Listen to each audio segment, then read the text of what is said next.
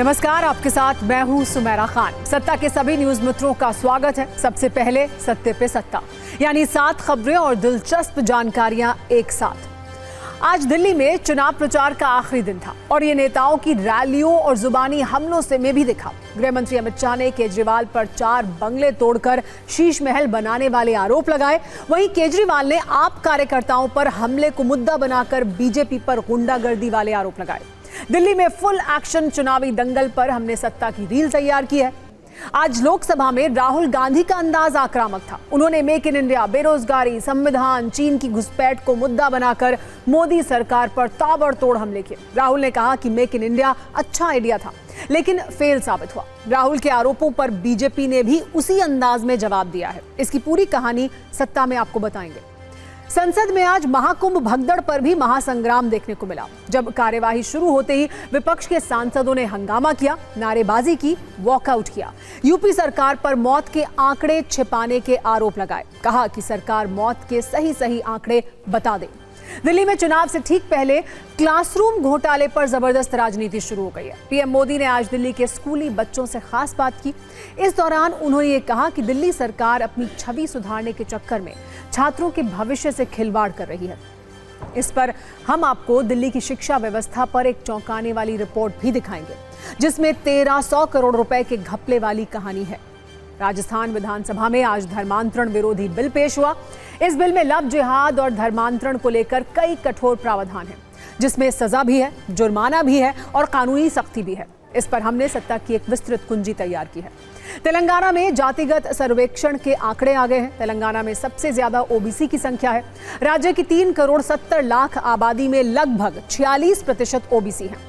आपको सर्वेक्षण में सभी जातियों के आंकड़े बताएंगे। अल्पसंख्यकों पर भी आंकड़े वाली कुंजी दिखाएंगे। जम्मू कश्मीर के कुलगाम में आतंकी हमला हुआ है। इस हमले में रिटायर्ड सैनिक की गोली लगने से मौत हो गई। उनकी पत्नी और बेटी भी गंभीर रूप से घायल हो गए हैं। सुरक्षा बलों ने इस पूरे इलाके की घेराबंदी कर ली है। आतंकियों की तलाश की जा रही है। सत्ता में लेकिन सबसे पहले बात करते हैं कैसे बिल की, जिसमें सियासी शोले हैं, मजहबी चिंगारियां हैं, क्योंकि ये बिल सीधा धर्मांतरण और लव जिहाद से जुड़ा है। आज ये बिल राजस्थान की विधानसभा में जरूर पेश हुआ है, लेकिन इसकी चर्चा देशव्यापी हो रही है। इसलिए सत्ता में आज इस बिल की ABCD आपको हम बताने वाले हैं। पहले बिल का नाम और बिल का काम आइए आपको बताते हैं। आज राजस्थान विधानसभा में भजनलाल सरकार ने the Rajasthan prohibition of unlawful conversion of religion 2024 पेश किया। मंत्री गजेंद्र सिंह खिवसर ने इस बिल को पेश किया। इस विधेयक के 3 बड़े काम की अगर बात करें तो लव जिहाद पर कठोर सजा का प्रावधान है, धर्मांतरण पर कठोर सजा का प्रावधान है। इतना ही नहीं, मर्जी से धर्म परिवर्तन भी अब शर्तों के साथ ही होगा। आपको बताएंगे इस बिल में और भी ऐसा क्या है जिसका विरोध हो रहा है। ये बिल क्यों देश के मौलानाओं को चुभ रहा है, इसकी कहानी भी आपको बताएंगे। हालांकि राजस्थान में इस बिल को कानून बनने के लिए अभी कई फेज से गुजरना होगा। अभी सिर्फ ये बिल विधानसभा में पेश हुआ है। इस बिल को बजट सत्र में ही बहस के बाद पारित करवाया जाएगा।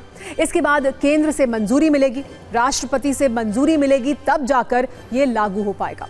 इसका जिक्र इसलिए भी जरूरी है क्योंकि आज से लगभग 17 वर्ष पहले 2008 में वसुंधरा राजे सरकार के समय भी एक ऐसा ही बिल लाया गया था, लेकिन केंद्र में अटकने से बिल लागू नहीं हो पाया था। हालांकि वर्तमान हालात बिल्कुल बदले से हैं। उस वक्त केंद्र में यूपीए की सरकार थी, अभी एनडीए की सरकार है। यहीं पर आपको यह भी बता देते हैं कि वर्तमान में देश के 3 राज्यों में यह कानून पहले से लागू है। झारखंड, कर्नाटक और गुजरात में यह कानून पहले से लागू है। अब राजस्थान में भी बिल पेश हो चुका है, मतलब कानून बनने की राह पर है। बिल पेश होने के बाद मजहबी बयानबाजी भी शुरू हो गई है और राजनीतिक लड़ाई भी तेज हो चुकी है। अब आपको के मन में यह सवाल उठ रहा होगा कि इस बिल में और भी ऐसा क्या है जिस वजह से सवाल उठ रहे हैं। धर्म वाले एंगल से राजनीति क्यों हो रही है? विधेयक में लव जिहाद और धर्मांतरण पर कठोर सजा का प्रावधान किया गया है। जबरन धर्मांतरण पर 3 साल की सजा का प्रावधान है। नए बिल के अनुसार जो व्यक्ति वैध रूप से धर्म परिवर्तन करना चाहता है, उसे भी इसकी सूचना कम से कम 60 दिन पहले संबंधित कलेक्टर को देनी होगी। धर्म परिवर्तन से संबंधित विवादों को कम करने और पारदर्शिता बढ़ाने के लिए ऐसा किया गया है। इसके अलावा धर्म परिवर्तन के लिए एक विस्तृत प्रक्रिया तैयार की गई है। इसके अनुसार धर्म परिवर्तन के समारोह से 1 महीने पहले कलेक्टर को सूचना देनी होगी। धर्म परिवर्तन के बाद भी संबंधित 60 दिनों के भीतर कलेक्टर को शपथ पत्र के माध्यम से सूचना देनी होगी। बिल के अनुसार अगर कोई व्यक्ति बहला फुसलाकर जबरन या पैसे देकर शादी करता है तो फैमिली कोर्ट ऐसी शादी को रद्द कर सकता है। बिल के अनुसार बहला फुसलाकर जबरन या पैसे देकर शादी करने वाले व्यक्ति को 2 से 10 साल तक की सजा होगी और 25,000 रुपए का जुर्माना भी लगेगा। बिल में यह भी कहा गया है कि अगर कोई व्यक्ति 1 से अधिक बार अपराध करता है तो उसे 2 गुना तक सजा का प्रावधान है। इसके अलावा अगर पीड़ित महिला या नाबालिग है तो दोषी व्यक्ति को 2 से 10 साल तक की सजा हो सकती है। आप देखिए कैसे बिल के पेश होने पर ही राजनीतिक संग्राम छिड़ गया है।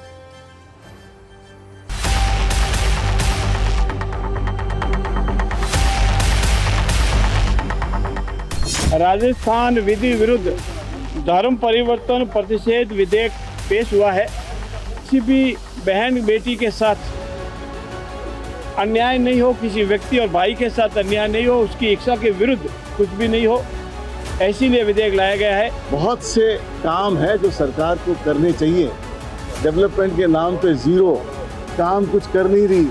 हमारे शिक्षा मंत्री शिक्षा को छोड़ के सारा काम कर रहे हैं, तो ये सरकार से आप काम की उम्मीद नहीं कर सकते। इनसे पूछो रे काम क्या कर रहे हो, ये तो बताओ। जो ये लव जिहाद की बढ़ती हुई घटनाएं हैं, जो ये मासूम बच्चियों को बहला फुसला करके ये भगा ले जाने वाला जो सिलसिला कई सालों से चलते आ रहा, तो देश की जनता को ध्यान में रखते हुए, प्रदेश की जनता को ध्यान में रखते हुए ये कुछ आवश्यक कदम है।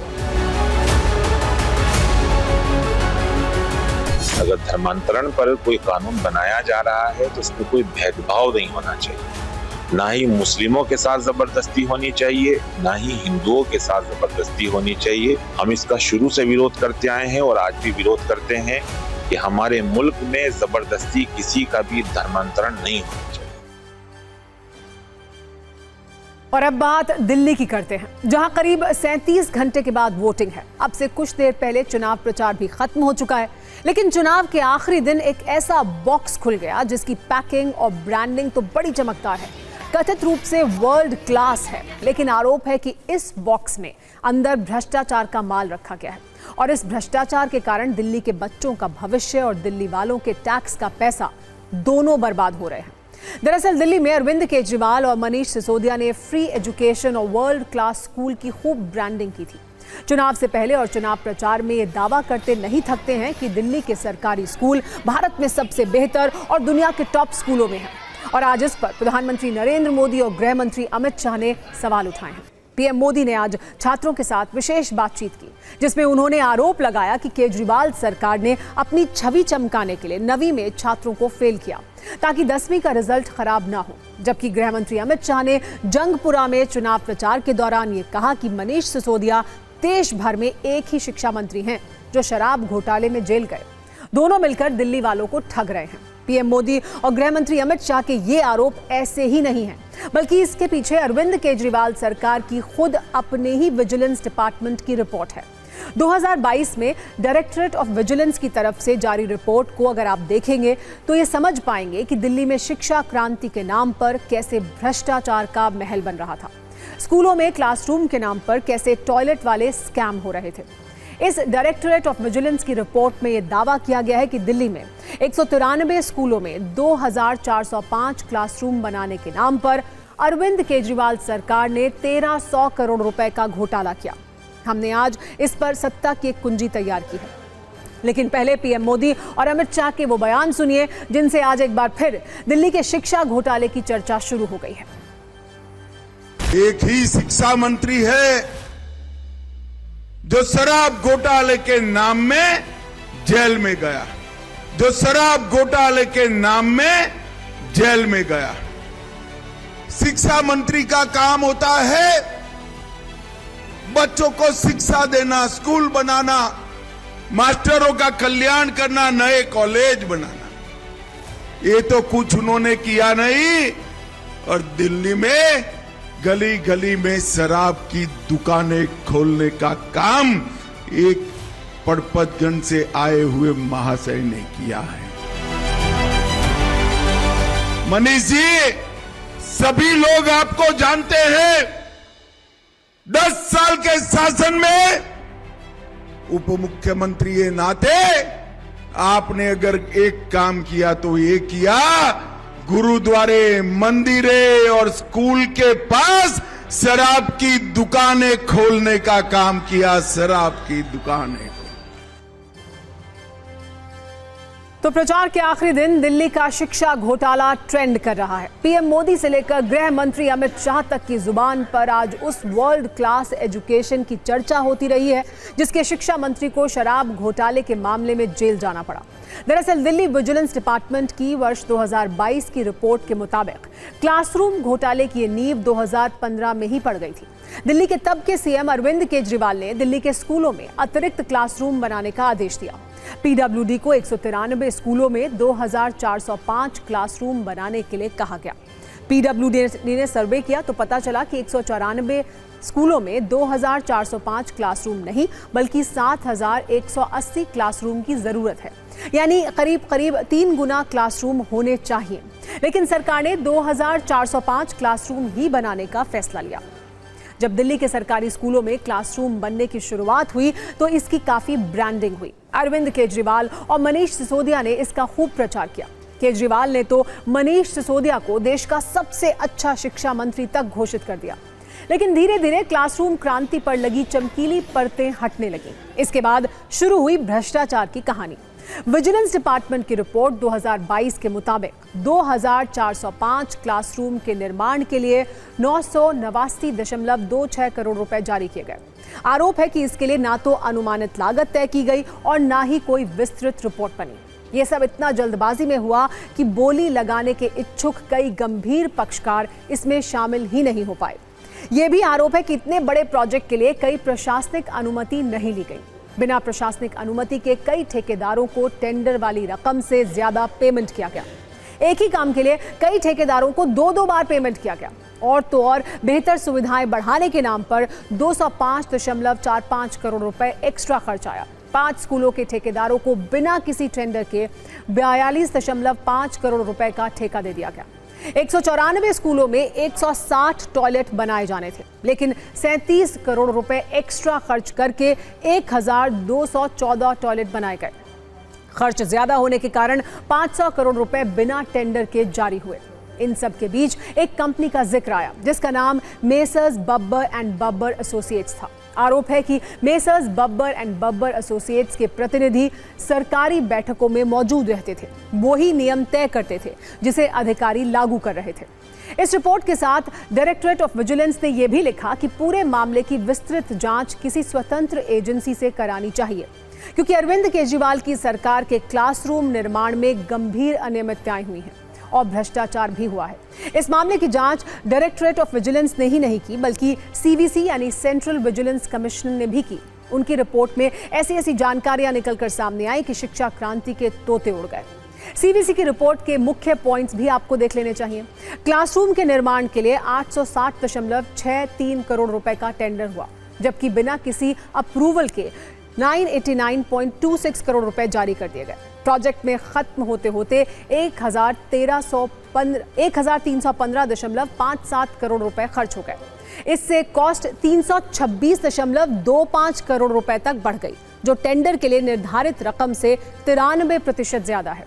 और सुनिए, 194 स्कूलों में 160 टॉयलेट बनाए जाने थे, लेकिन 37 करोड़ रुपए एक्स्ट्रा खर्च करके 1214 टॉयलेट बनाए गए। और तो और 1214 टॉयलेट को क्लासरूम बता दिया गया, जबकि बहुत से काम अधूरे हैं। लेकिन कथित शिक्षा क्रांति यहीं पर नहीं रुकी, बल्कि बीजेपी का आरोप यह है कि दिल्ली एजुकेशन मॉडल में 2024 में 9वीं कक्षा के 1 लाख स्टूडेंट पास ही नहीं हो पाए। जिन स्कूलों को वर्ल्ड क्लास कहा गया, वहां 17,000 छात्र फेल हो गए। नेशनल असेसमेंट सर्वे के मुताबिक दिल्ली सरकार के स्कूलों में पढ़ने वाले छात्र केंद्रीय विद्यालय और निजी स्कूलों के मुकाबले गणित और विज्ञान में काफी कमजोर होते हैं। दिल्ली के स्कूलों में स्थायी शिक्षकों की भारी कमी है। शिक्षकों के कॉन्ट्रैक्ट मॉडल के कारण दिल्ली के स्कूल की क्वालिटी खराब हुई है। बीजेपी के बड़े बड़े नेता इस पर अब सवाल उठा रहे हैं। दिल्ली के जिस एजुकेशन मॉडल को अरविंद केजरीवाल और मनीष सिसोदिया वर्ल्ड क्लास कहते हैं, वहां डायरेक्टरेट ऑफ एजुकेशन के द्वारा दी गई जानकारी के मुताबिक स्कूलों में 950 प्रिंसिपल के पद हैं, लेकिन सिर्फ 194 प्रिंसिपल हैं, यानी 796 प्रिंसिपल के पद खाली हैं। इसका मतलब 83.78% पद खाली हैं। वाइस प्रिंसिपल की अगर बात करें तो 1670 वाइस प्रिंसिपल हैं। वाइस प्रिंसिपल 1105 हैं और 565 वाइस प्रिंसिपल के पद खाली हैं, यानी 34% पद खाली पड़े हुए हैं। सिर्फ प्रिंसिपल ही नहीं, ट्रेन्ड ग्रेजुएट टीचर्स की बात करें तो 33,761 में से 20,340 पद भरे गए हैं और 13,421 पद खाली हैं, जबकि पोस्ट ग्रेजुएट टीचर्स के 17,714 पदों में से 13,886 पद भरे हुए हैं और 3,828 पद खाली हैं। अलग अलग विषयों के कुल टीचर्स के 14,504 पद हैं, जिनमें 9,843 भरे हैं और 4,661 पद खाली हैं। यानी स्कूलों का हाल ये है कि घोटाले के आरोप तो लग ही रहे हैं, लेकिन शिक्षकों की भी भारी कमी है। वैसे 2015 के विधानसभा चुनाव में अरविंद केजरीवाल ने ये वादा किया था कि उनकी सरकार दिल्ली में कम से कम 500 नए स्कूल जरूर बनाएगी। स्कूल बनाने की बात तो अलग है, यहाँ तो क्लासरूम बनाने में ही घोटाले के आरोप लग गए। दिल्ली सरकार के आंकड़े के मुताबिक दिल्ली में डायरेक्टरेट ऑफ एजुकेशन के तहत कुल 1043 स्कूल हैं, जबकि 759 स्कूलों के पास ही अपनी इमारत है। 476 स्कूल ऐसे हैं जो सिंगल शिफ्ट में चलते हैं और 566 स्कूल 2 शिफ्ट में चलते हैं, जिसमें सुबह लड़कियां पढ़ती हैं और शाम में लड़के स्कूल जाते हैं। 2 शिफ्ट में स्कूल चलने के कारण सेकेंड शिफ्ट के स्कूलों में बच्चों की उपस्थिति कम हो जाती है। अगर दिल्ली के स्कूलों में अटेंडेंस की बात करें तो 2009 से 2010 में 78.06% छात्र स्कूल जाते थे। 2018-19 में ये गिरकर 55.3% तक हो गया। 2022 में ये आंकड़ा फिर से 73.34% तक पहुंचा। वर्ष 2009-10 से 2018-19 के बीच 20% तक की गिरावट देखी गई, जो केजरीवाल के शिक्षा क्रांति के दावों से थोड़ी अलग है। इन्हीं आंकड़ों के सहारे बीजेपी अरविंद केजरीवाल के एजुकेशन मॉडल पर सवाल उठा रही है और आज चुनाव प्रचार के आखिरी दिन भी पीएम से लेकर गृह मंत्री तक ने उन पर हमला किया। हालांकि केजरीवाल आज भी ये कह रहे हैं कि बीजेपी की सरकार आई तो सरकारी स्कूलों को बर्बाद कर देंगे। एक बार सुनिए उन्होंने क्या कहा है। बीजेपी की 20 राज्यों में सरकार है, हर एक राज्य के अंदर कबाड़ा स्कूल है, इनके सरकारी स्कूल। बुरा हाल हुआ पड़ा है उत्तर प्रदेश में, हरियाणा में, राजस्थान में, गुजरात में। अगर आपने गलत बटन दबा दिया, दिल्ली के सरकारी स्कूल भी खराब हो जाएंगे, आपके बच्चों का भविष्य खराब हो जाएगा। आज दिल्ली में चुनाव प्रचार का आखिरी दिन फुल पॉलिटिकल एक्शन वाला रहा। सभी राजनीतिक दलों के बड़े नेताओं की कई रैलियां, रोड शो और प्रेस कॉन्फ्रेंस हुई, जिससे दिल्ली का सियासी तापमान पूरे दिन हाई ही रहा। विकास, भ्रष्टाचार, घोटाला, लूट, घुसपैठिया, गुंडा के बाद छोटे मियां और बड़े मियां जैसे कीवर्ड्स पर नेताओं का जोर रहा। इन सब के बारे में हम आपको बताएंगे, लेकिन सबसे पहले बड़े नेताओं के बड़े आरोपों वाली कुंजी देख लेते हैं। दिल्ली के पूर्व सीएम अरविंद केजरीवाल ने बीजेपी पर आज 2 बड़े आरोप लगाए। तो बीजेपी की तरफ से मोर्चा गृह मंत्री अमित शाह ने संभाला। केजरीवाल ने कहा कि बीजेपी गुंडागर्दी कर रही है और आम आदमी पार्टी के कार्यकर्ताओं पर हमले हो रहे हैं। वहीं जंगपुरा की रैली में गृह मंत्री अमित शाह ने केजरीवाल और सिसोदिया दोनों को भ्रष्टाचारी बताया। ये कहा कि बड़े मियां छोटे मियां की इस जोड़ी ने दिल्ली को लूटा है। फिर केजरीवाल ने बीजेपी पर पैसा देकर जनता का वोट लूटने का आरोप लगाया। कहा कि इसके लिए बीजेपी दिल्ली पुलिस की भी मदद ले रही है। वहीं अमित शाह ने कहा कि केजरीवाल ने जनता का पैसा लूटकर अपने लिए जो शीश महल बनाया है, उसे हम जनता के लिए खोल देंगे। पिछले 3-4 दिन से हम देख रहे हैं कि गाड़ियों के ऊपर हमले किए गए, गाड़ियां तोड़ दी गई आम आदमी पार्टी की, कई सारे मटेरियल जब्त कर लिया गया, तरह तरह से हमले किए जा रहे हैं। तो अब जनता ने मन बना लिया, बाकी सारी चीजें एक तरफ, इस बार इनकी गुंडई को हराना है। ये बड़े मियां छोटे मियां की जोड़ी ने पूरे दिल्ली को ठगने का काम किया है, ठगने का काम किया है। जंगपुरा वालों, इस बार इनको ऐसा सबक सिखाना, कहीं पर भी झूठा वादा करने से डरे। सबसे खतरनाक चीज निकल के आ रही है वो ये कि आपके पास आएंगे, खासकर हमारे गरीब तबके के पास, आपको पैसे देंगे और आपको कहा जाएगा, एक डिब्बा लेके आएंगे, कहेंगे इलेक्शन कमीशन से आए हैं और आप अपना वोट इसमें डाल दो, एक कागज़ देंगे, काली स्याही लगवा लो अपनी उंगली पे और 3,000 रुपये, 4,000 रुपये, 5,000 रुपये ले लो। वो केवल और केवल आपकी उंगली पे काला निशान लगाने आ रहे हैं ताकि आप वोट डालने ना जा सकें। भाइयों बहनों, चलो आप रह तो नहीं सकते हो, मैं समझ रहा हूं, एक खिड़की में छत पर बहुत सारे नागरिक खड़े हैं, रह नहीं सकते, मगर एक वादा मैं करता हूं कि शीश महल को देखने के लिए हम जरूर खुला कर देंगे, जिससे आपको मालूम पड़े कि ये कहां रहते थे। गृह मंत्री अमित शाह ने आज ये भी दावा किया कि अरविंद केजरीवाल नई दिल्ली से खुद अपना चुनाव हार जाएंगे।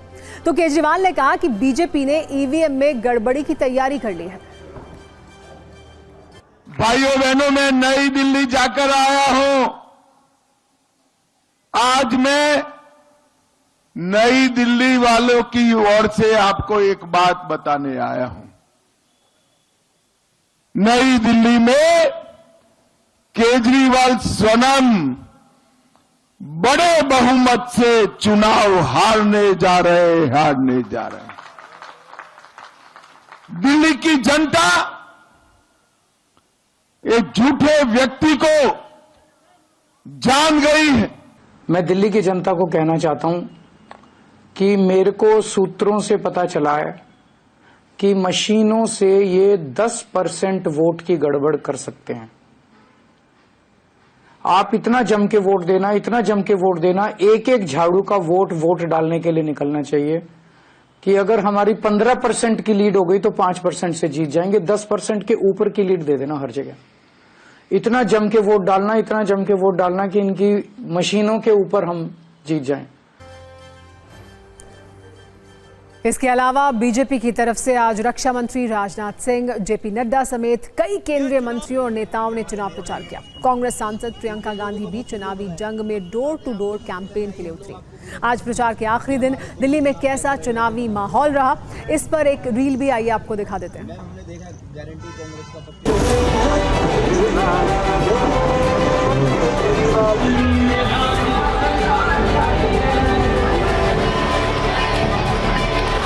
बस की खरीदी में बस के दाम से ज्यादा बस के मेंटेनेंस का टेंडर कर दिया और कितना घोटाला किया, 4,500 करोड़ रुपए का घोटाला किया।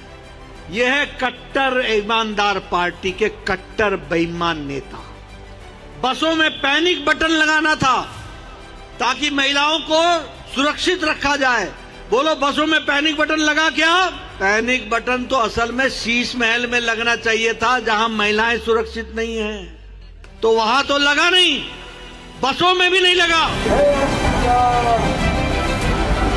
जो माहौल मैंने देखा है वह सचमुच अप्रत्याशित है और मैं पूरे विश्वास के साथ कह सकता हूं, इस बार दिल्ली विधानसभा के चुनाव में भारतीय जनता पार्टी 2/3 बहुमत से अपनी सरकार बनाएगी। यही केजरीवाल ने यह आश्वस्त किया था दिल्ली की जनता को 3 वर्षों के अंदर यमुना नदी की सफाई करेंगे, लेकिन आपने देखा 11 वर्षों का समय गुजर गया, आज तक यमुना जी साफ नहीं हो पाई।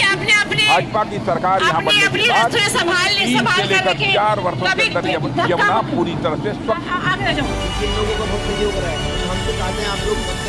झाड़ू का बटन दबाइए, केजरीवाल जी को मुख्यमंत्री बनाइए।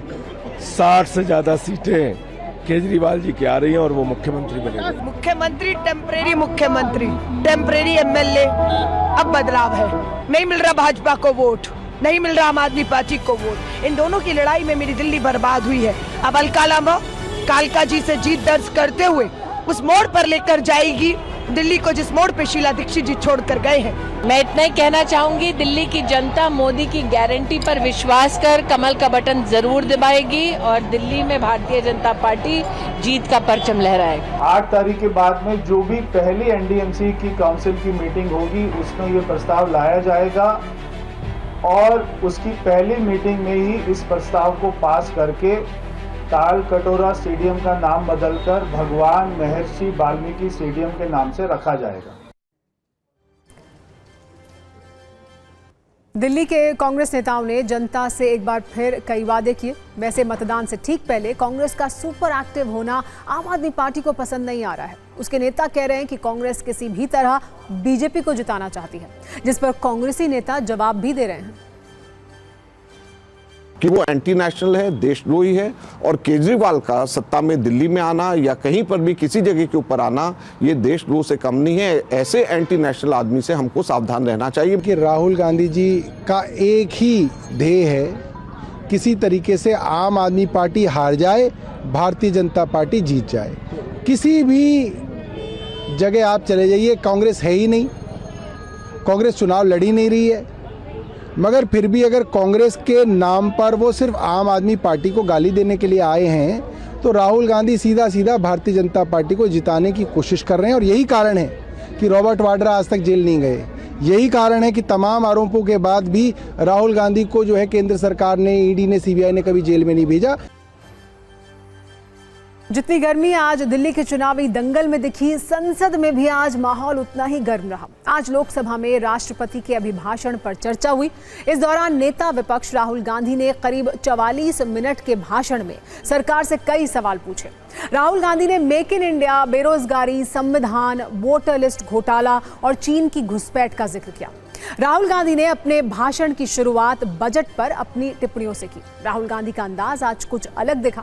उन्होंने कहा कि मेक इन इंडिया का आइडिया तो अच्छा था, लेकिन वो आइडिया फेल हो गया। साथ ही बेरोजगारी के मामले पर राहुल ने स्वीकार किया कि इसका हल ना यूपीए की सरकार खोज पाई और ना एनडीए की। इसके बाद राहुल गांधी ने सरकार पर 2 गंभीर आरोप लगाए। पहले उन्होंने कहा कि लोकसभा चुनाव और विधानसभा चुनाव के बीच सिर्फ 5 महीने में महाराष्ट्र में 70 लाख नए मतदाता जोड़ दिए गए। इसमें कुछ ना कुछ तो गड़बड़ है। फिर राहुल गांधी ने भारतीय सीमा में चीनी सेना के घुसपैठ की बात कही। कहा कि प्रधानमंत्री बेशक चीन की घुसपैठ से इनकार करें, लेकिन सेना ये बात मानती है। राहुल गांधी के इस बयान पर सदन में हंगामा हो गया। राहुल गांधी ने यह भी कहा कि पीएम मोदी को अमेरिकी राष्ट्रपति के शपथ ग्रहण समारोह का न्योता मिला, इसके लिए विदेश मंत्री को अमेरिका भेजा गया। उनके इस बयान पर भी सदन में खूब शोर शराबा हुआ। सत्ता पक्ष के सांसद एक बार फिर अपनी कुर्सियों से उठकर खड़े हो गए।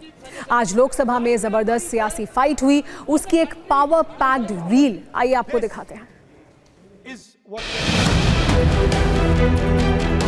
I struggle through the president's address. Neither the UPA government nor today's NDA government has given a clear-cut answer to the youth of India about employment. I don't think anybody in this room will disagree with me.